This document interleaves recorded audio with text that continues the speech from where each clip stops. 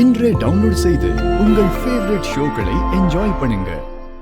எனக்கு பிளட் தேவைப்பட்டப்போ அம்மாக்கு தெரியாம பாட்டியை கூட்டிட்டு வந்து பிளட் கொடுக்க வச்சது தெரிஞ்சப்பதான் அவரோட நல்ல மனச புரிஞ்சுக்கிட்டேன்.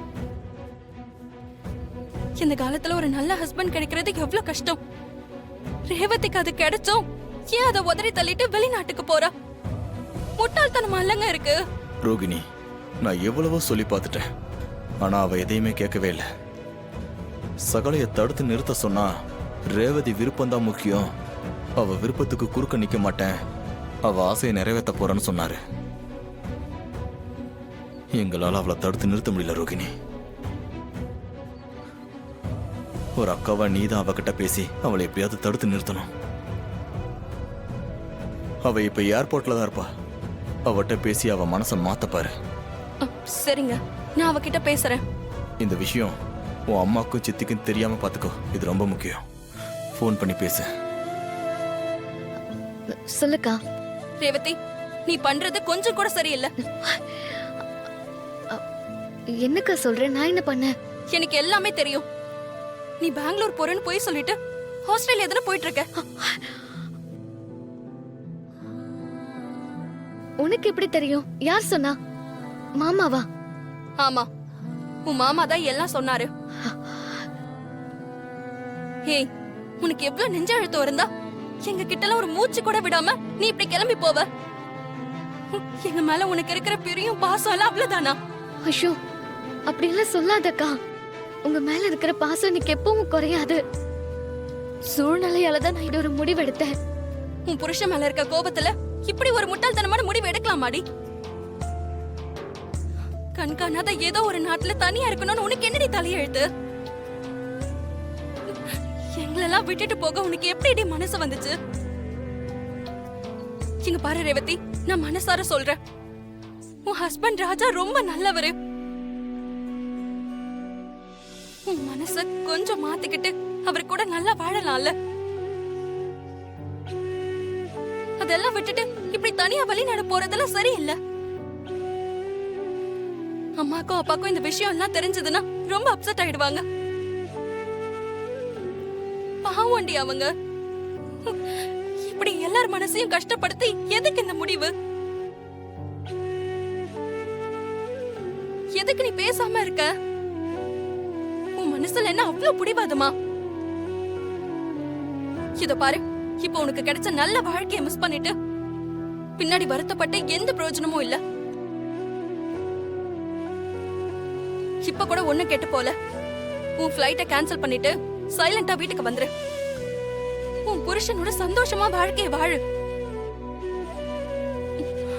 இங்க பாரு ரேவதி, அம்மா உனக்கு ஒரு நல்லவனை தான் கல்யாணம் பண்ணி வச்சிருக்காங்க. இப்ப வாச்சும் அதை புரிஞ்சுக்கிட்டு ஒரு நல்ல முடிவா எடு. நான் போனை வைக்கிறேன்.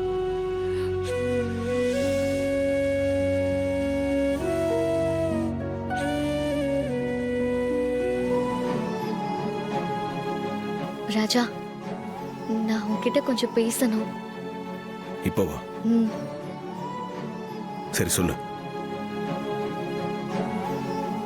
நான் ஆஸ்திரேலியா போக டிசைட் பண்ணதே உன் மேலயும் என் அம்மா மேலயும் உள்ள கோபத்துலதான். நீங்க ரெண்டு பேரும் பிளான் பண்ணி என் வாழ்க்கையை ஸ்பாயில் பண்ணிட்டதா நினைச்சேன். நான் ரொம்ப டிப்ரெஷன்ல இருந்தேன். அந்த மனநிலையில எனக்கு ஒரு சேஞ்ச் வேணும்னு ஃபீல் ஆச்சு. அதான் என் ஃப்ரெண்டுக்கு ஃபோன் பண்ணி ஆஸ்திரேலியால வேலைக்கு ஏற்பாடு பண்ண சொன்னேன். அவளும் உடனே ஏற்பாடு பண்ணிட்டா. அப்ப எனக்கு சந்தோஷமா இருந்துச்சு. என் அம்மா மேலயும் உன் மேலயும் எந்த தப்பும் இல்லைன்னு தெரிஞ்சிச்சு. யார நம்ப கூடாதோ அவங்கள நம்பினேன், யார நம்பணுமோ அவங்கள நம்பல.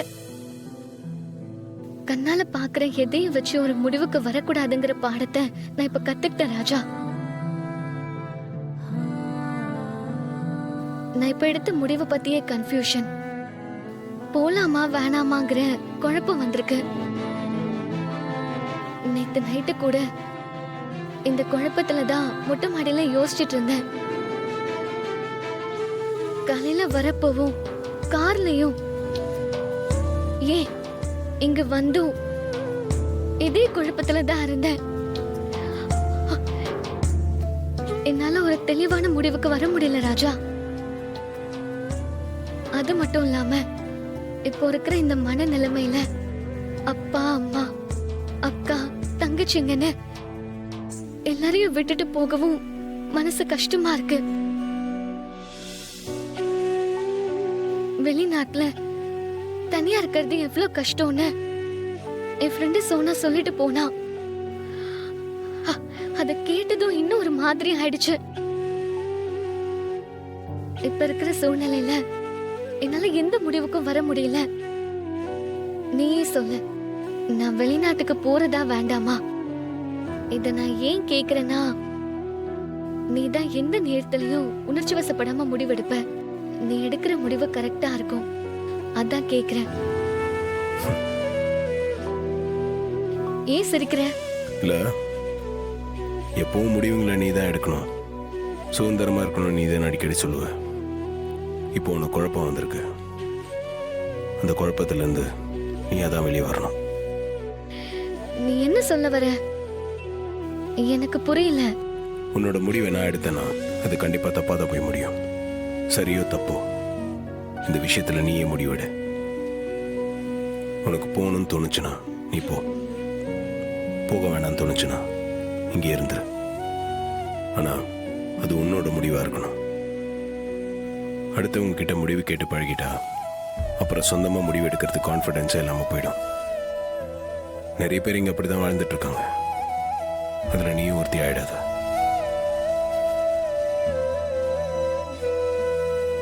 ஆஸ்திரேலியாவுக்கு போலான்னு முடிவு எடுத்தது நீ தான். இப்போ அங்கே போலாமா வேணாமான்ற முடிவை நீ தான் எடுக்கணும். எந்த முடிவு எடுத்தாலும் நல்லா யோசிச்சு முடிவெடு.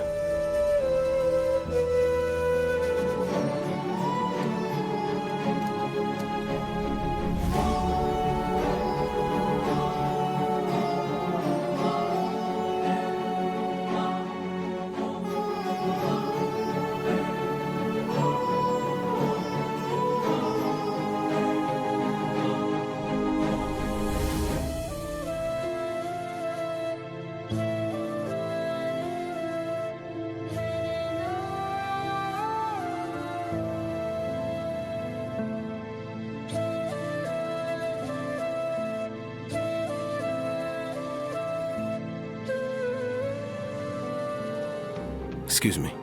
சொல்லுங்க சார். டாக்டர் சாந்தி என்ன வர சொல்லியிருந்தாங்க. எங்க பார்க்கலாம்? அவங்க ரூம் நம்பர் 106ல ட்ரீட்மெண்ட் பார்த்துட்டு இருக்காங்க சார். நீங்க போய் பாருங்க sir. Okay, thank you. Okay sir.